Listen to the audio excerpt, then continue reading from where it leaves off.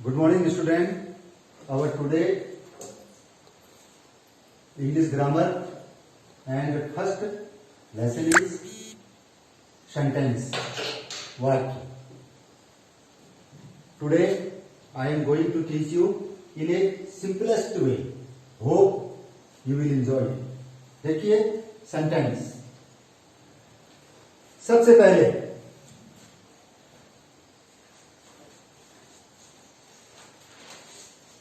First please look here. Manav.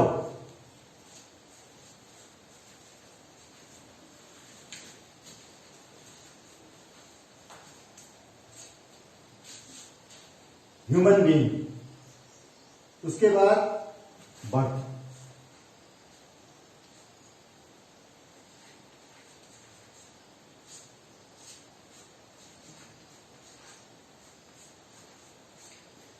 Birth. Next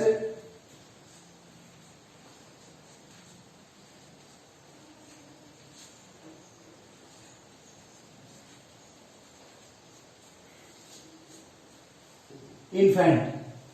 यहां से हमारा जो है शब्दों की रचना होती है, क्योंकि पहले मानव ह्यूमन बीइंग, उसके बाद उसका जन्म होता है एक बच्चे का, शिशु का, इन्फेंट का.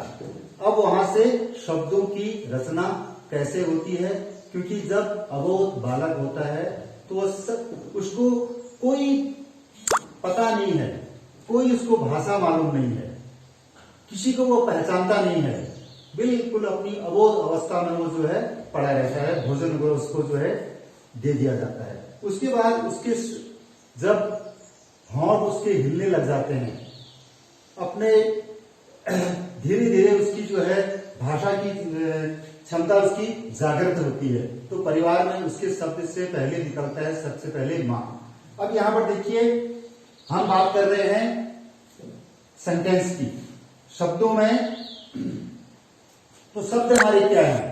सबसे पहले देखिए इसमें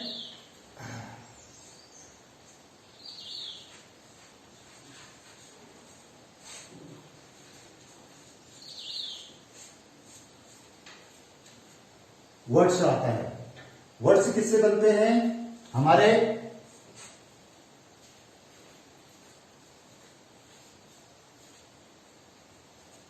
वाउल्स 5 होते हैं. इसी का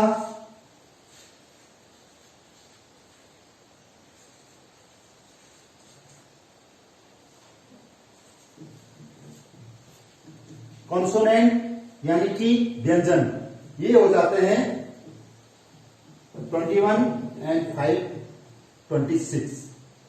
लेटर्स इंग्लिश के, इसी को लेटर्स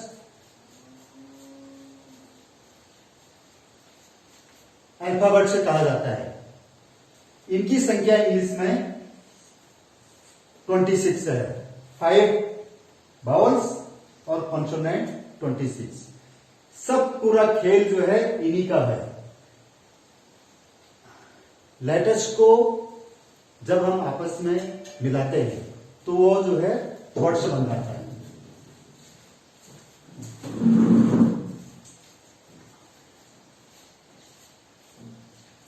वर्ड्स.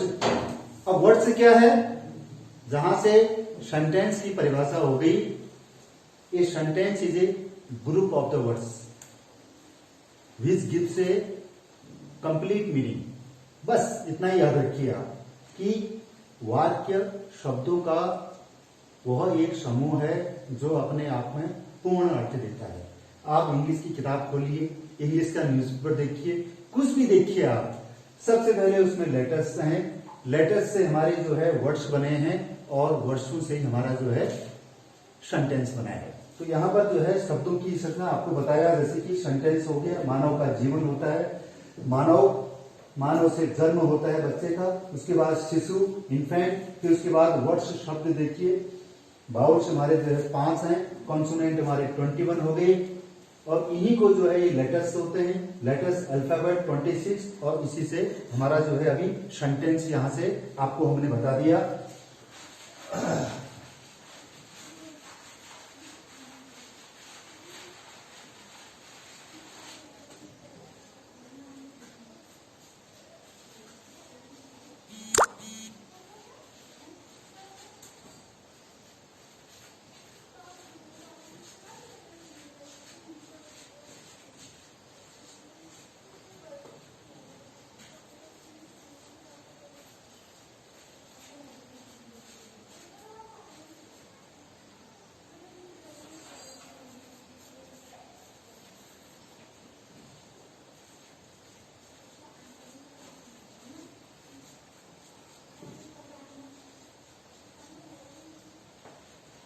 वाक्य शब्दों का वह समूह है जो हमें एक पूर्ण अर्थ देता है।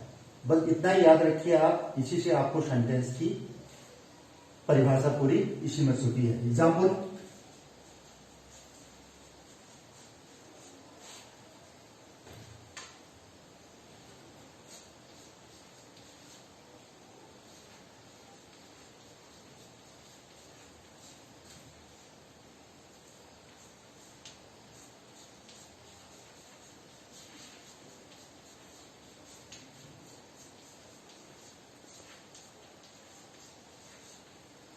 The farmer is ploughing the field. किसान खेत जोत रहा है। ये वाक्य है। सब इसमें ये जो है देखिए आप, लेटर्स हैं, अल्फाबेट हैं, इसी को मिला के वर्ड्स बना।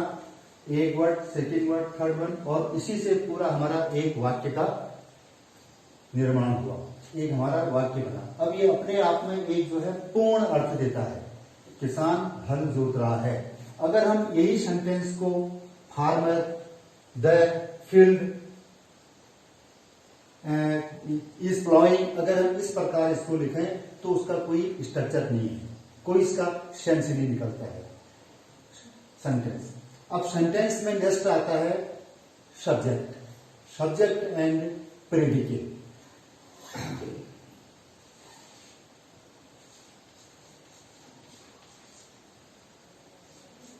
ये subject and just of the part,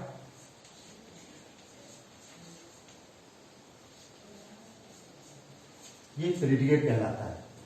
predicate जानने के लिए सब्जेक्ट, इसमें हु का इस्तेमाल अगर हम करते हैं तो हमको आंसर मिलता है who is ploughing the field, और आंसर आएगा the farmer is ploughing the field.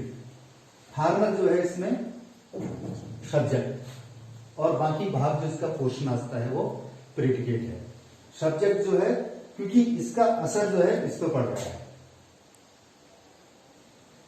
Subject and predicate. आगे जाके यही चेंज हो जाता है। ये प्रेडिकेट जो है सेंटेंस तक रहता है। जब आगे हम पार्ट ऑफ स्पीच पढ़ेंगे उसमें प्रेडिकेट जो है डिसअपियर हो जाता है, उसका यूज नहीं होता है। उसकी जगह पर सब्जेक्ट आ गया, वर्ब आ गया एंड ऑब्जेक्ट हो जाता है। और सब्जेक्ट जो है ये डोअर है, और उसका जो है असर पड़ता है ऑब्जेक्ट पर। ये सब्जेक्ट एंड प्रेडिकेट।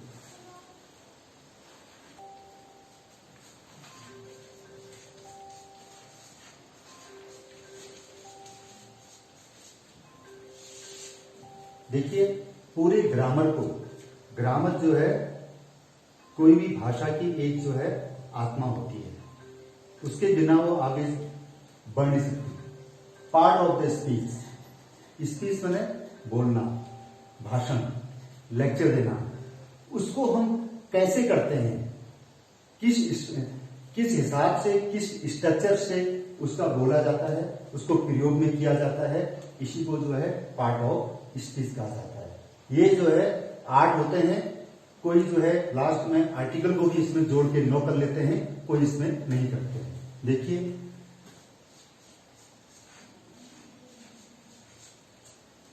सबसे पहले क्या होता है, नाउन। हम जो है उसके कंसेप्ट को समझने की कोशिश करेंगे। कोई जरूरी नहीं है, it is not necessary you open the book and start learning the definition by heart. तो उसी में क्या होता है, sometime when we go to the class and we are going to teach this lesson, we ask the student, okay this is the definition, read it and learn it. When the next day we call student, sometimes they forget, sometimes they could not speak properly. So one time अगर हमने एक बार इसको अच्छी तरह से समझ लिया, इसका कंसेप्ट हमको जो है समझ में आ गया, तो ये हम जो है कभी इसको नहीं भूल सकते हैं। जैसे कि नाउन है, सब जानते हैं आप, noun is a name of a person, place और थिंग्स। इसमें जिन चीजों को भी हम देख सकते हैं, सूंघ सकते हैं, अनुभूति कर सकते हैं, कोई भी चीज उसमें है, वो सब जो है नाउन है। देखिए अब इसके जो है नाउन भी 7 तरह के होते हैं। देखिए जैसे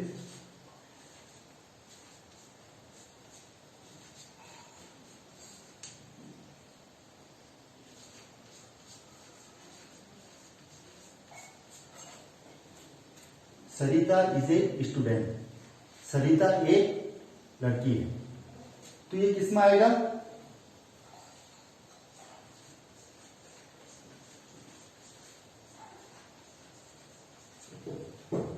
ये जो है proper noun, Sarita is a student के प्रॉपर नाउन हो जाता है। नेक्स्ट में उसके बाद अगर हम बोलेंगे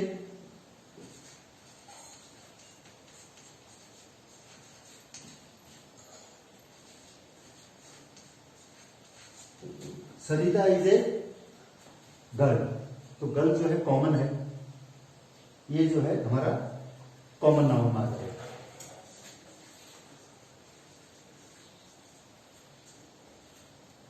ये हमारा कॉमन नाउन आ जाएगा। नेक्स्ट उसके बाद आता है, देखिए आप, collective noun.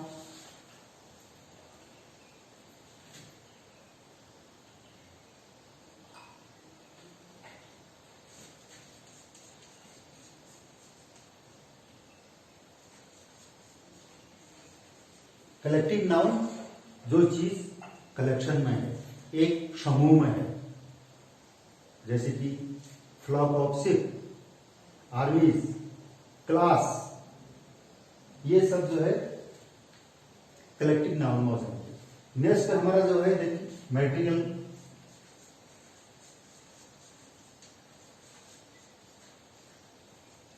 Material noun, material means धातु।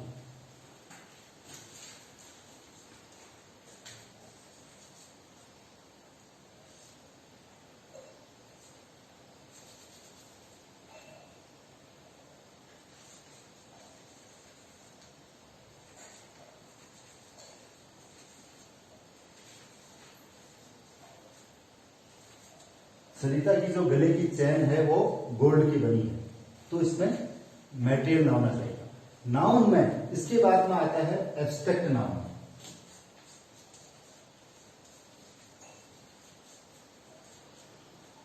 स्टूडेंट को सबसे ज्यादा प्रॉब्लम होती है एब्स्ट्रैक्ट नाउन में।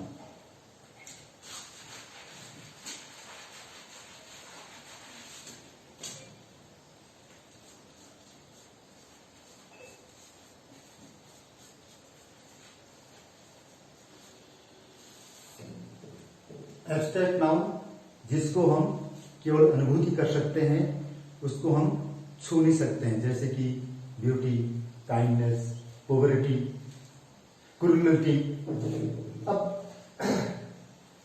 एब्स्ट्रैक्ट नाउन में देखिए आप, कोई भी अगर चीज देखिए, एक वर्ड आ गया काइंड, काइंड बने दया।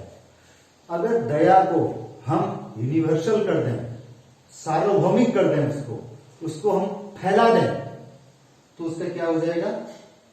दया को फैला करके दयालुता। तो that is abstract noun. Kind का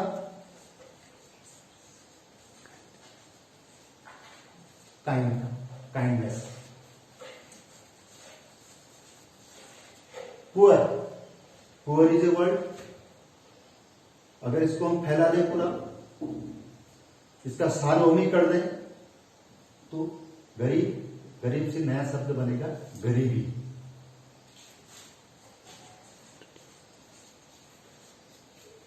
पॉवर्टी, गरीबी, तो यही वर्ड जो है इसमें एब्स्ट्रैक्ट नाउन ऐसे बनते हैं। नेक्स्ट देखिए, ऑनेस्ट, ईमानदार है, इसको हमने सार्वभौमिक कर दिया ईमानदारी, इसका ऑनेस्टी। स्टूडेंट को सबसे ज्यादा प्रॉब्लम जो है इसमें होती है, तो उसके लिए सबसे बड़ा समझने का आसान तरीका क्या है? उस शब्द को आप जो है फैला दीजिए, उसको यूनिवर्सल कर दीजिए, सार्वभौमिक कर दीजिए उसको, तो उसके बाद जो नया शब्द आता है वो एब्स्ट्रैक्ट नाउन आएगा। बाकी तो बच्चे सब बना लेते हैं, आसान दिखता है, उसको नाउन की परिभाषा भी समझ लेंगे वो, उसमें प्रॉपर नाउन क्या है, कॉमन नाउन क्या है, कलेक्टिव नाउन क्या है, लेकिन एब्स्ट्रैक्ट नाउन को उनको सबसे जो है प्रॉब्लम रहती है। नेक्स्ट इसमें आता है, देखिए pronoun is a word which is used in place of a noun.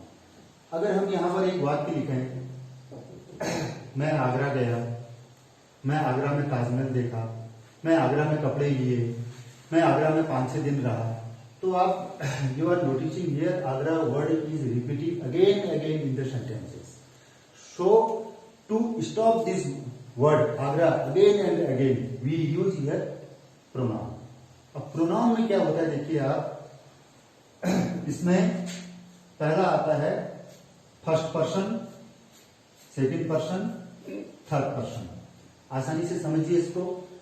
Now मैं आपको पढ़ा रहा हूं तो मैं फर्स्ट पर्सन हूं, मेरे साथ में जो बैठे हैं स्टूडेंट वो सेकंड पर्सन है, और जिसके बारे में अगर मैं बता रहा हूं दे आर थर्ड पर्सन। तो इसमें I, we, you,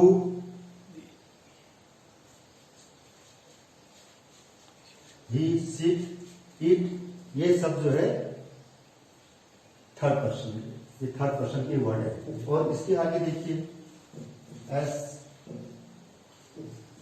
my, mine, me,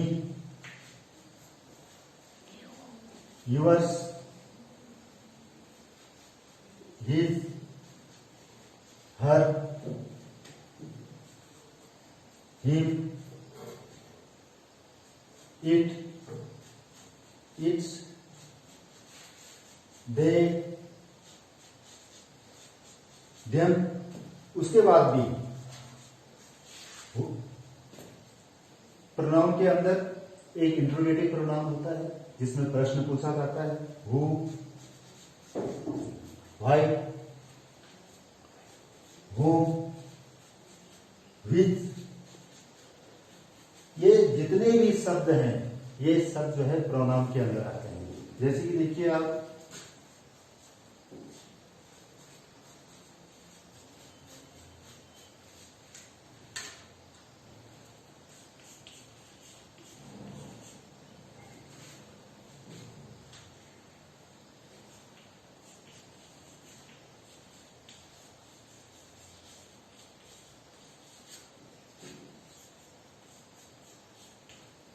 I went to Agra, मैं आगरा गया। It is beautiful place, beautiful city, यह बहुत अच्छा शहर है। अगर हम बार बार यहाँ पर जो है I went to Agra, Agra is a beautiful city, यहाँ पर हम अगर लिखते जाते कुछ न कुछ तो वहां पर जो है बार बार जो नाउन शब्द हो रहा है उससे सेंटेंस की जो ब्यूटी होती है, सेंटेंस की जो सुंदरता होती है वो कम हो जाती है। तो इसलिए उसकी जगह पर प्रोनाउन का इस्तेमाल होता है। प्रोनाउन और भी कई प्रकार के हैं, रिलेटिव प्रोनाउन, कई प्रकार के होते हैं प्रोनाउन। इसमें सिंपली आपको बता रहा हूं मैं कि आपको उसका जो है कंसेप्ट समझ में आ जाए, उस शब्द आपको, बाकी तो आप अपनी किताब से ग्रामर से अगर आप डिटेल में जाएंगे उधर तो आपको समझ में आएगा। सबसे पहले ये है कि बाद में आपको कि प्रोनाउन आपको समझ में आना चाहिए, नाउन समझ में आना चाहिए कि ये एक्चुअली में कहते किसको है। स्टूडेंट क्या करते हैं, परिभाषा तो उसकी रट लेते हैं और बाद में फिर रटने के बाद भी अगर हम उनको बोले कि काइंड वर्ड है, काइंड को जो है एब्स्ट्रैक्ट नाउन में बनाइए तो वही चुप हो जाते हैं। कारण उसका मुख्य यही है कि हम उसके कंसेप्ट को नहीं समझ पाते ठीक से। नेक्स्ट देखिए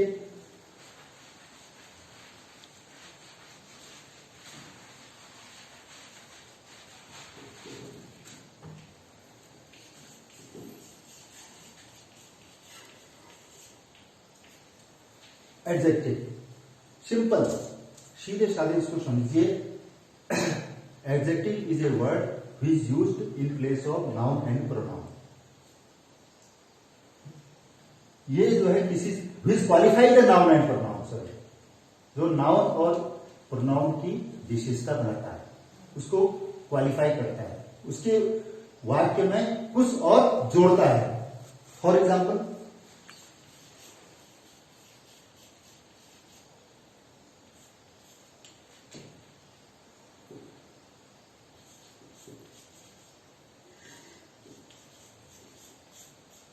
एक सिंपल सेंटेंस है, राधा इज स्टूडेंट, राधा एक विद्यार्थी है। राधा, देखिए स्टूडेंट, दोनों नाउन है। इसमें अगर हम कुछ वाक्य में उसके जो है कुछ ऐड कर देते हैं और तो उसकी वो विशेषता हो जाती है। यहां पर हम लिख देंगे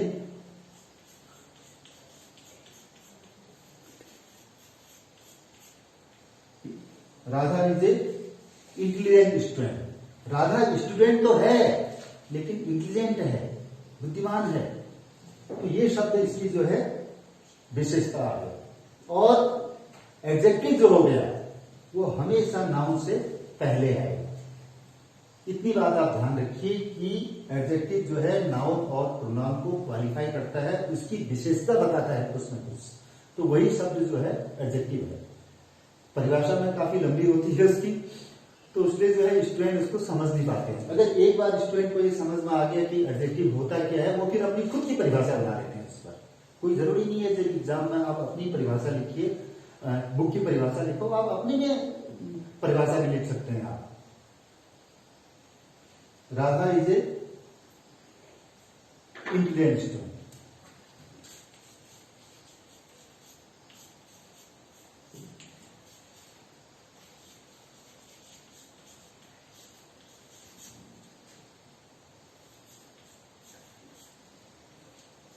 अब देखिए, कमला इज ब्यूटीफुल गर्ल, नाउन है और नियम ये कहता है कि एडजेक्टिव नाउन से पहले है। ब्यूटीफुल है, ये उसकी विशेषता बता रहा है। वो गर्ल है लेकिन सुंदर है, ये उसकी विशेषता हो जाती है। इसके कितने टाइप्स होते हैं, कितने प्रकार होते हैं, वो आपको नेक्स्ट लेक्चर में बताया जाएगा। पहले आप इसको समझ लीजिए कि एडजेक्टिव होता क्या है, एडजेक्टिव कहते किसको हैं।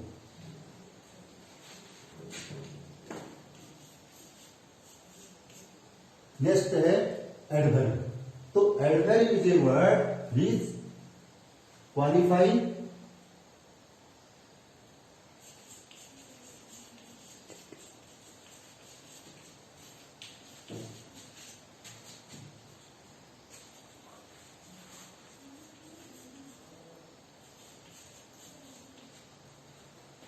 एडवर्ब, एडजेक्टिव, वर्ब और एडवर्ब को खुद जो है क्वालिफाई करें। एग्जाम्पल के द्वारा देखिए,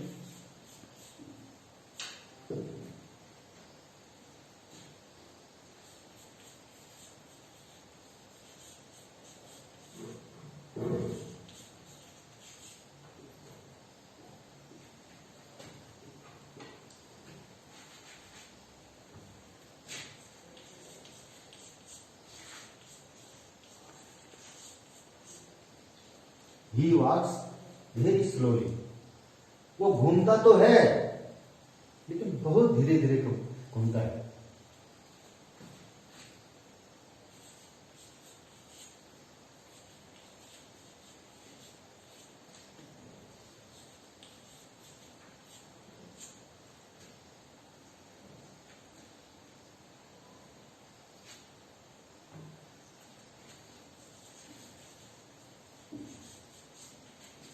वह पढ़ती तो है लेकिन बहुत धीरे धीरे। तो यहां पर ये जो है देखिए,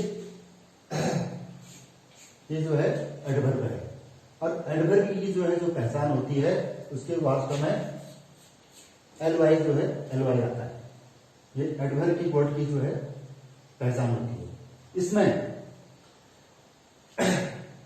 एडवर्ब भी जो है कई प्रकार के हैं। Noun adverb, verb, adjective adverb. Next देखिए इसको, वर्ब। वर्ब का देखिए एक्शन,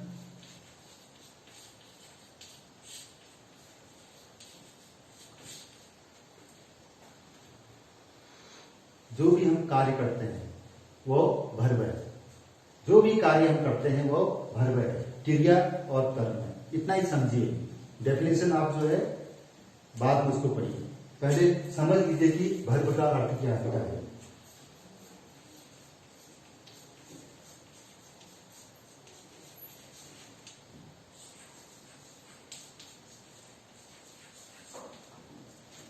देखिए, ही इज प्लेइंग फुटबॉल, वो फुटबॉल खेल रहा है। तो यहां पर देखिए ये जो है वर्ब है, वो भी मेन वर्ब है, ये मेन वर्ब है। अब इसमें जो ये इज है, ये है हेल्पिंग वर्ब, ये वाक्य को बनाने में मदद करता है। Is, am, are, do, does, ये सब जो है मॉडल वर्ब में आपको बता दिया जाएगा। ही इज प्लेइंग फुटबॉल, ये जो है इसमें मुख्य वर्ब ये है, क्योंकि क्रिया हो रही है कोई।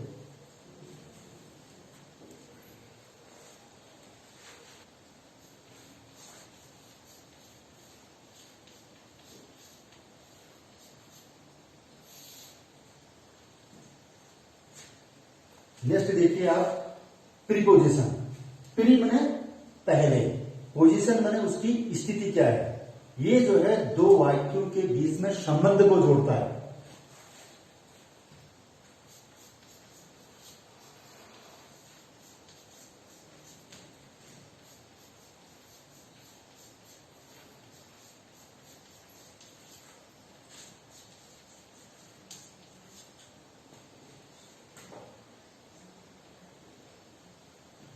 The book is kept on the table. Sorry, kept on the table. किताब रखी हुई है टेबल के ऊपर। ये देखिए, ये ऑन जो है प्रीपोजिशन है। बहुत प्रकार के होते हैं, इन, ऑन, टू, इनटू, कई प्रकार के हैं। बीच में ये वाक्यों को जोड़ते हैं, उसके जो है एक संबंध स्थापित करते हैं दोनों वाक्यों के बीच में। नेक्स्ट देखिए,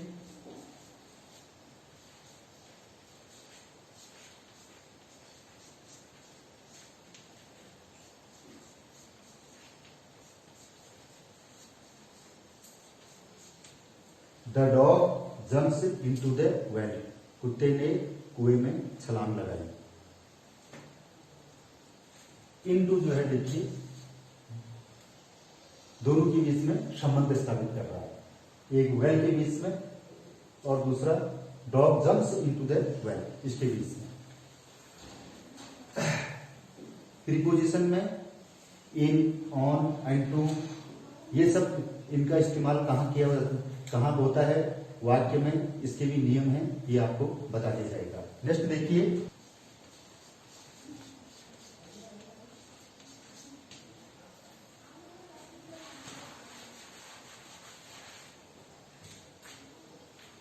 नेक्स्ट आता है कंजक्शन। तो कंजक्शन और प्रीपोजिशन अलग अलग हैं, दोनों को आप एक साथ मत समझिए। ये वाक्यों को जोड़ता है और प्रीपोजिशन दोनों के बीच में संबंध स्थापित करता है, संबंध के बारे में बताता है।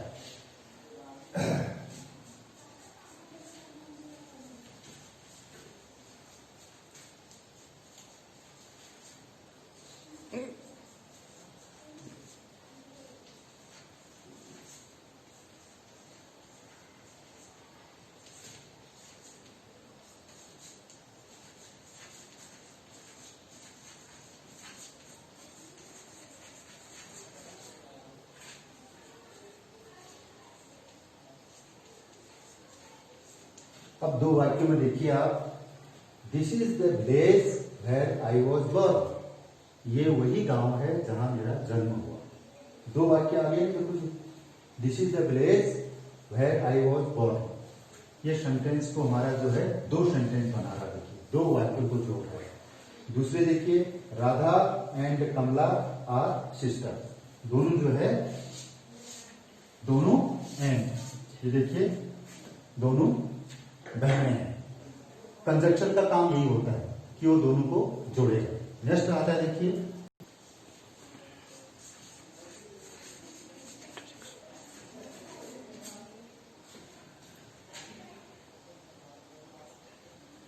इंटरजेक्शन जो है जहां हमारे भावनाओं को दिखाने के लिए, सरप्राइज, हमारी इमोशंस, हमारी फीलिंग वहां पर इसका जो है इस्तेमाल किया जाएगा। ये सेंटेंस जो है वहां आता है, इसका यूज वहां होता है।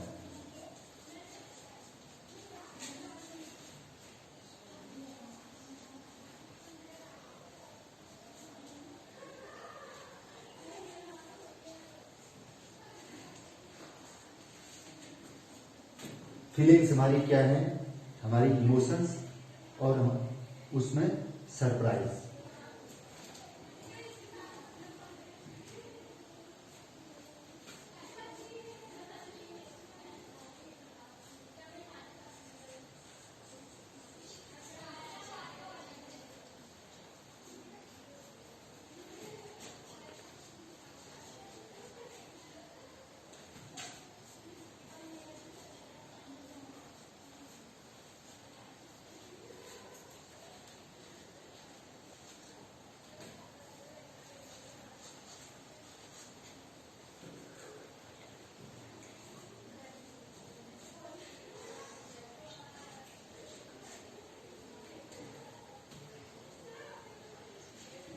Hurrah, we have won the match, हम मैच जीत गए।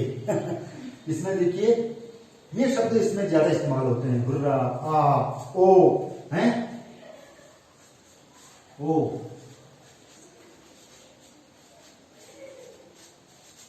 देखिए हम जो है मैच जीत गए, ही इज नो मोर, ओ हो, अब इस दुनिया में वो नहीं है। व्हाट इज सरप्राइज, क्या आश्चर्य है। Today you are looking very smart, what is exercise. Next, oh what a cold, कितनी आज जो है सर्दी है। ये इसमें इंटरजेक्शन जो है इसको याद समझ लीजिए। केवल अभी आप फीलिंग्स, हमारी भावनाएं, सरप्राइज, दुख, किसी पर इसमें जो भी इंटरजेक्शन में इस प्रकार का प्रयोग होता है। नेक्स्ट एक आता है आर्टिकल। आर्टिकल को कोई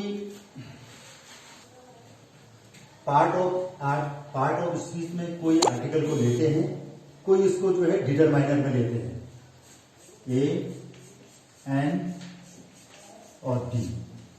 आप जानते हैं एन का जो है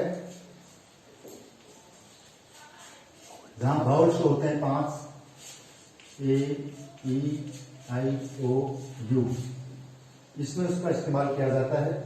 ए का जो है कहीं इसका 1 को भी दर्शाता है, और डी का जो है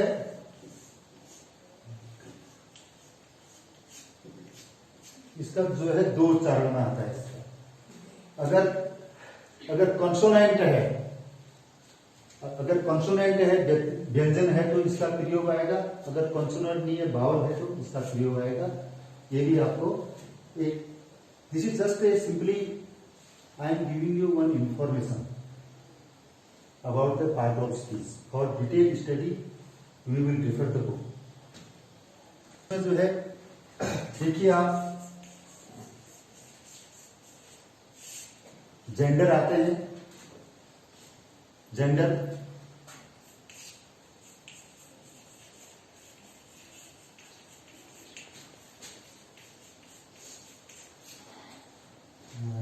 मैस्कुलिन जेंडर, जिससे पुरुष का बोध होता है, मैस्कुलिन जेंडर बोलते हैं इसको। दूसरा फेमिनाइन, जिसमें स्त्री का बोध होता है।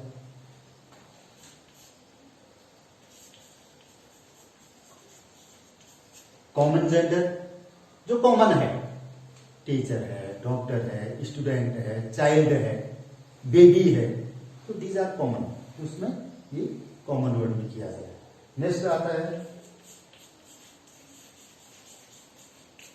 न्यूटर, जो लाइफलेस ऑब्जेक्ट है, चेयर, लॉकर, वॉल, बिल्डिंग, इसमें किया आता है। लेकिन इसके भी जो है इसमें कुछ नियम होते हैं कि हम मैस्कुलिन से फेमिनाइन करने में, किताब में वैसे तो होता नहीं है किताब में कैसे चेंज करें, क्वेश्चन आएगा।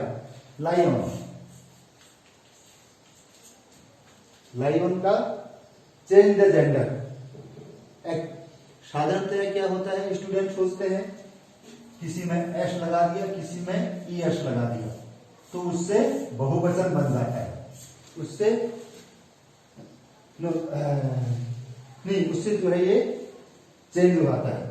नहीं सॉरी, ये मैं उसमें नंबर्स में आ गया। तो ये इसके जो है ये आपको याद करने पड़ेंगे।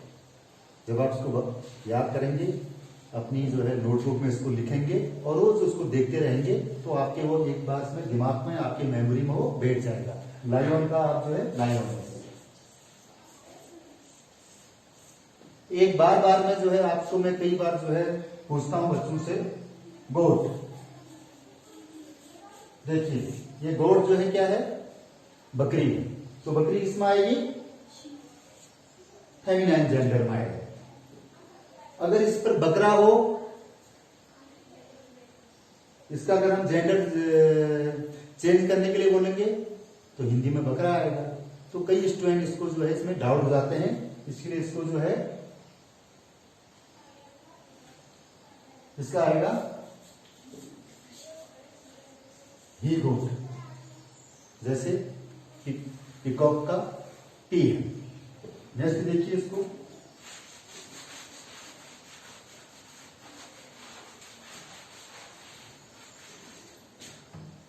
नेक्स्ट आता है इसमें देखिए नंबर। नंबर जानते हैं आप,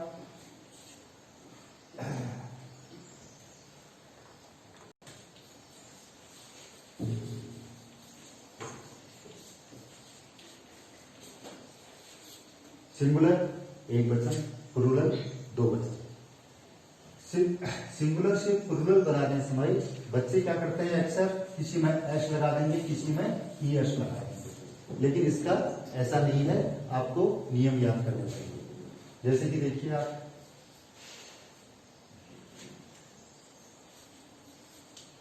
वाइफ है, तो वाइफ को अगर हमने प्लूरल में लिखा देंगे पत्नियां, तो ये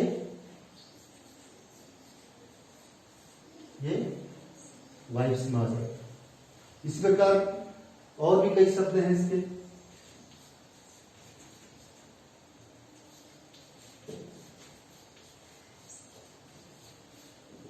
नाइफ, मैन का मैन, ओमेन का ओमेन। और कुछ शब्द ऐसे हैं जो सिंगुलर और प्लूरल में एक ही होते हैं, उनका बहुवचन नहीं बनता है। जैसे कि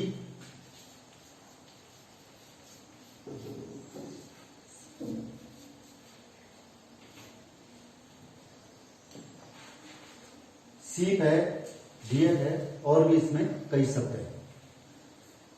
so now children, this was only A information for a preliminary knowledge, कि आपको ग्रामर पढ़ने से पहले कि आपको एक जो है एक साधारण आपको जो है उसकी सूचना दी गई है कि पार्ट ऑफ स्पीच क्या है, सेंटेंस क्या है, नंबर्स क्या हैं, जेंडर्स क्या हैं, ये आपको केवल एक जानकारी के लिए। For the detail study we will take another class in any day.